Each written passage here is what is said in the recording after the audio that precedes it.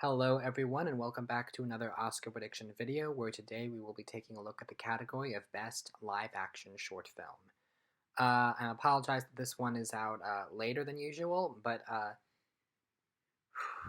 uh, it, it gets pretty crazy. My schedule gets pretty crazy these days. It's a little bit harder than it was that it used to be. But that just means that the world is opening back up again and we're going out and doing stuff again. Um, and so here's the thing with the short film categories. I really don't know, and neither do you. It's just, it can be anything. It really can be anything. And so I'm really trying to figure out what I think is going to win the Oscar, but at the end of the day, it is just guesswork. Um, and there are factors that you can look at that can kind of help, but only a little bit. So I have only seen two of these.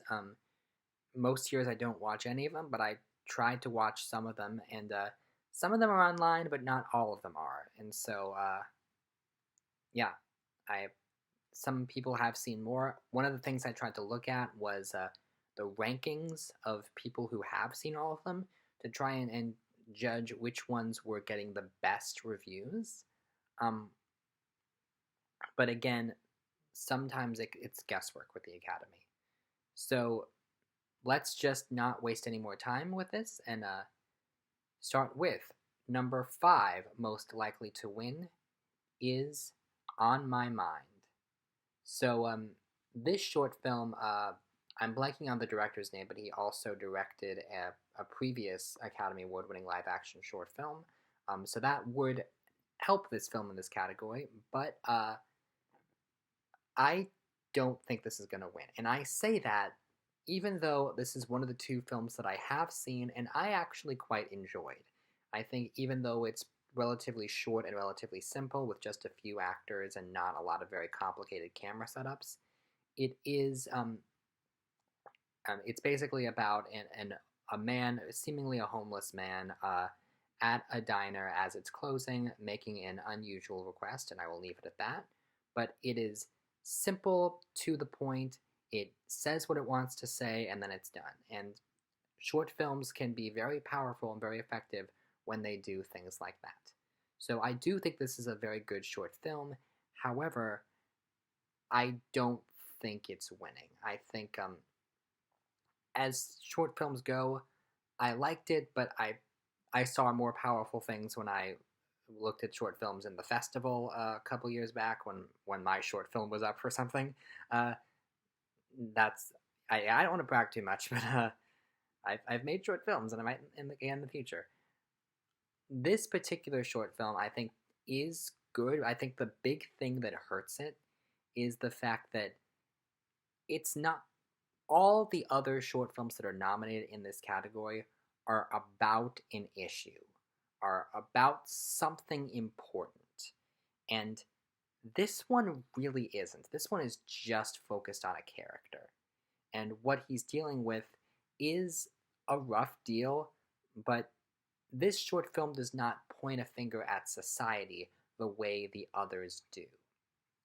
And for that reason, I find it difficult to imagine that this one will win. Again, very good short film, very effective short film, but it just doesn't seem to me like the type of thing that would win this category. Fourth most likely to win is The Dress. Now here we have a short film with a rather generic title.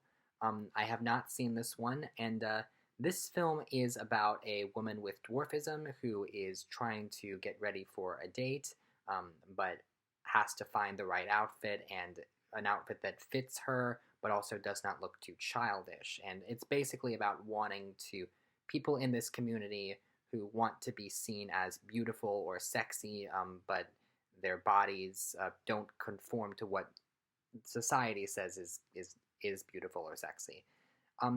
I think it's definitely a strong idea, and a lot of people do like this short, but a lot of people are also turned off by the rather dark note that the film ends on, with some saying that it is a very effective gut punch at the end, and others saying that it's unnecessarily dark, it's just for shock value, and it doesn't help with what the movie is trying to say in the rest of it.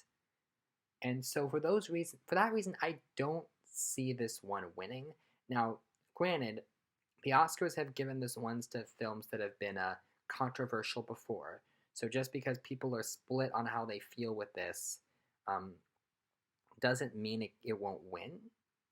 But at the same time, I think while people do like it, it's not, it's just as dramatic as the others, but its focus on the struggles of dwarfism is an important issue, but I think the other three that are above it are important with a capital I message movies. Vote for this because the message is important. And that I think is going to attract more voters in this category. So I'm not going to say I'd be shocked to see it win because again, it's short, it's live action short. Anything is possible, but I would be willing to place money on it being one of the top three. So with that said, third most likely to win is Please Hold. So I have not seen this one either. This short film is about, it's set in the not too distant future in which a man is wrongfully accused of a crime and has to deal with a justice system that is entirely virtual, entirely run by robotics and computers, and has to find a way to contact a real person to hopefully sort things out. Now, this film has been described as satirical, and what I get from that is it's a dark comedy that also has social commentary in it. And here's the thing, the other four movies in this category do not have any comedy in them, and this one, even though it's a dark comedy, could benefit from that angle. Because when the Oscar voters vote, usually if they haven't seen the short films before, they watch them all in one big package. That's the way they release it now. And if four of them are really depressing and one of them has a little bit of levity to it, that goes a long way. But again, that only helps one if one is decidedly much more happier. This is still like a dark comedy that is saying something about society. And I think it's going to be really tricky for it to win because of that. I think we've seen in the past when something really uplifting and hopeful ends it, and this, from what I've seen, is not that. This is just a satirical dark comedy. I have to stop saying that, but I did really toy with the idea of this winning, because of what I said earlier about it being standing out from the others, but I ultimately had to say no. This has a 4 on. This is in 4th place on Gold Derby, and the short film. When I looked at other people's rankings, some people ranked it at the top, but others ranked it at the bottom. There wasn't really any in the middle, and it seems to me like this is one of the more divisive shorts, and divisiveness really doesn't help. I think the best way, it's a preferential ballot. I don't know, maybe that's just for Best Picture, but it really helps if everyone is collectively deciding that something is good rather than, oh, some like it, some don't. And I think when you have a satirical thing that has social commentary, it can be hit or miss with a lot of people. So for that reason, I don't have Please Hold winning, although if it does win, I will be kicking myself. Second most likely to win is The Long Goodbye. Okay, so I'm going out on a bit of a limb here because I feel like most people are predicting that this is going to win the Oscar. And the reason for that, the short film, I've seen this one, and this one is about a man and his family who are having a gathering that is suddenly, very suddenly, interrupted by these right-wing neo-Nazis who cause violence. And then the last third of the film is just the man, played by Riz Ahmed, monologuing directly to the camera about injustice.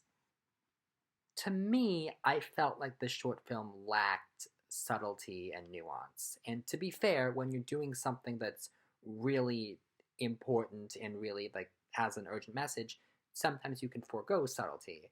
But there's been movies I've liked in the past that are not subtle about what they're trying to say, but are at least more nuanced and have characters that you connect to.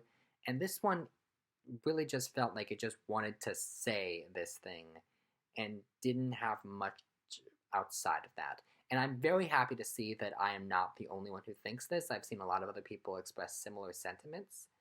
And a lot of people are like, oh, but it's an important issue, so it's winning. And also, Riz Ahmed is attached. When you have a well-known actor attached to your short film, that gives it a leg up, right? Right? Well, maybe that's not necessarily the case, because if you remember last year, a lot of people thought that The Letter was going to win this category because that had Oscar Isaac in it, but it didn't. And also, we saw the same thing with Tilda Swinton was in a short film directed by Yorgos Lanthimos that didn't even get nominated. So star power, I don't know if it helps as much as you'd think. Maybe in terms of getting people to watch it, but if you're gonna vote for best live action short film, you're like, oh, it's just 5 short films. I can knock those out pretty quickly. I may as well watch all of them. And so I don't know if this really helps. I get why people are saying it's going to win because it has a lot of visibility and it's about something important and it has an important actor attached to it. And people like, ooh, we can give Riz Ahmed an Oscar, like to make up for him losing last year in Best Actor. I don't know if people really think that way, and I would not be shocked if this did win. Again, it's live action short, anything can happen. And yet, it's not what I'm predicting. The film that I am predicting as number 1 most likely to win is Alec Achu, Take and Run. So this film this is a Middle Eastern short film about a woman who is abducted and forced to marry a stranger and has to flee. And this is a real world phenomenon that exists in countries like these. And when I did my research, the director said they wanted to tell this story because this type of phenomenon does not get a lot of media attention outside of the countries where it happens, and that they wanted to raise awareness for this. So this is like actually important with a capital I, raising awareness that this is a problem, and I think an Oscar win would really help that. Plus, it seems to have some of the best reviews out of all the nominated short films, and on rankings, this one is almost universally ranked high, either at number 1 or near the top. So my gut is telling me that this is going to win. Now, maybe it's too obvious. Like, sometimes that can happen. Maybe it's too obvious. Maybe they're like, no, it's too sad. I'm going to vote for the other one, the one that's the dark comedy. Or no, I'm going to vote for the one that has Riz Ahmed attached. I get all of that.